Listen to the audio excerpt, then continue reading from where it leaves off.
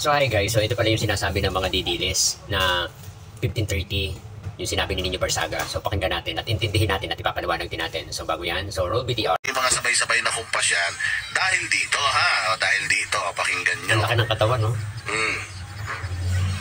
Guys ha, dito, hindi pinag-uusapan dito kung pro Marcos ka, anti-Marcos ka, pro Duterte ka, anti-Duterte ka, hindi pinag-uusapan dito. Ang pinag-uusapan natin dito, yung pakinabang natin sa mga nag-hire sa atin. Yun ang importante. Hindi pwedeng sabihin, ay hindi, didiis ako. Hindi pwede. Magkakatotoo tayo, ha? Kaya tayo nag-vlog para kumita.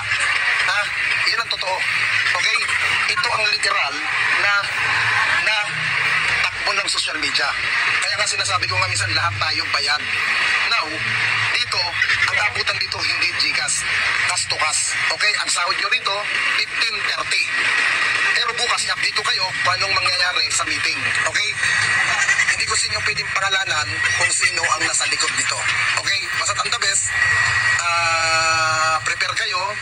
Tapos, yung nasa Metro Manila, may meeting tayo bukas. Yung halatang halata mo na sinasadya talaga ni Nino Barsaga na mag-content lang para pang-inis, pero hindi nila iniisip na kailangan nila nakabutas na sila pero iniinis lang pala sila ni Nino Barsaga. At saka hindi ba ninyo naiintindihan mga details? Anong sabi ni Nino Barsaga doon? Hindi importante at hindi problema kung ikaw ay DDS, BBM supporter o pro-administrasyon o anti-Duterte. Tayong mga vlogger, wala namang binanggit na Francis Balangura, wala namang binanggit na Nino Barsaga, wala namang binanggit na kung ano-anong pangalan. So ibig sabihin generally, lahat ng mga vlogger, naintindihan na. At saka, totoo naman tayo mga vlogger, tayo mga nagbablog, hindi tayo magbablog kung wala tayong kinikita dito. Yun ang totoo. Lahat ng mga vlogger dito kumikita, kaya nagtatagal sa social media.